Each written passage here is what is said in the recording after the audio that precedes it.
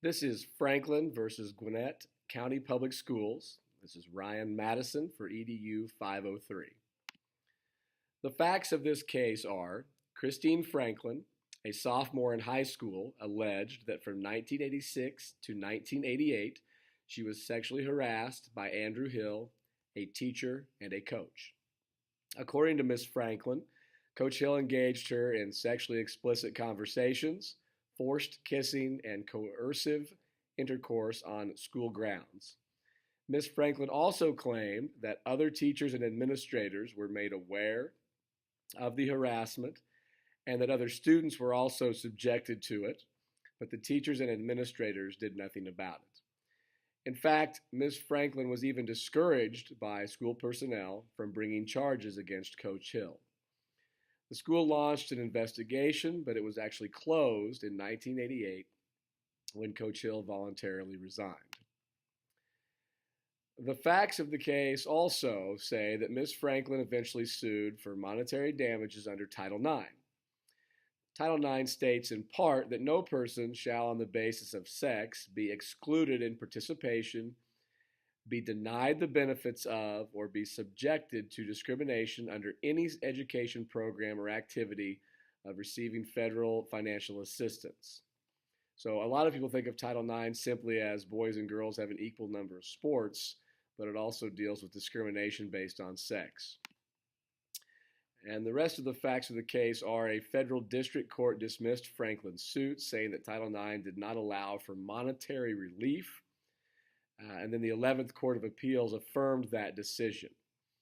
On February 26th of 1992, the Supreme Court ruled unanimously, 9-0, that students who are subjected to sexual harassment in public schools may in fact sue for monetary damages. This was the first case where monetary damages were awarded by the Supreme Court in a Title IX case.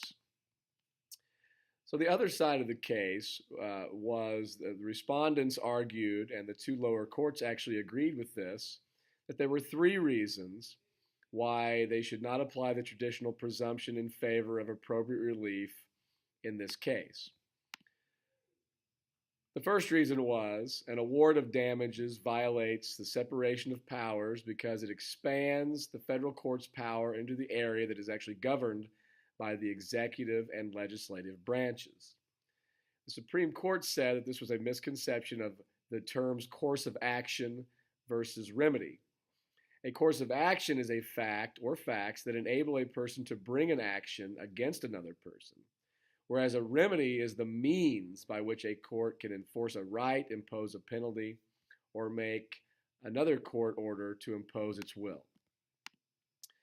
The second reason they said there should not be monetary fines or monetary rewards was that Title IX was enacted pursuant to Congress's spending clause power. But in most of those cases where that was the case, intentional discrimination was not alleged. In this case, it was intentional discrimination. In those cases, it was unintentional. In previous court decisions, it was unintentional discrimination. And Title IX placed a duty on Gwinnett schools not to discriminate on the basis of sex. And by not following up on these accusations, they in fact did discriminate on the basis of sex. So the same rules would apply when a teacher sexually harasses or abuses any student, which is what happened in this case. And the final reason, the third reason, was in the past, they said that remedies were only consisted of back pay and prospective relief.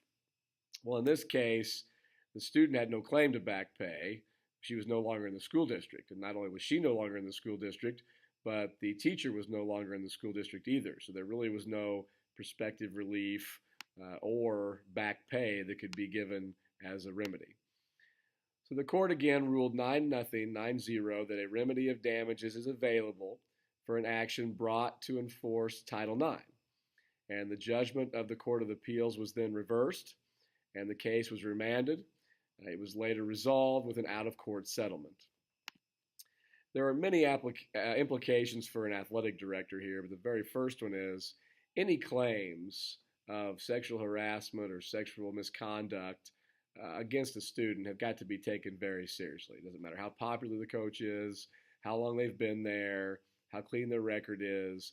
As an athletic director, you have got to look into these accusations. You also have to uh, alert the other administrators to these accusations, especially in this case where there were other accusations prior, there were other people who came forward and said they had been abused.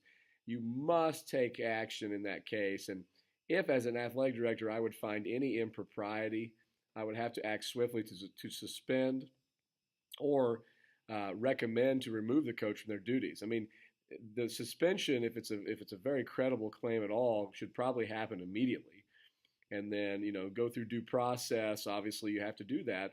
But if there are improprieties found, the coach has got to be removed immediately from their duties. And I would also want to make sure that my coaches are aware of the implications of Title IX violations. And I think sometimes people don't realize that Title IX covers a lot of things, not based on just the number of teams that boys and girls have.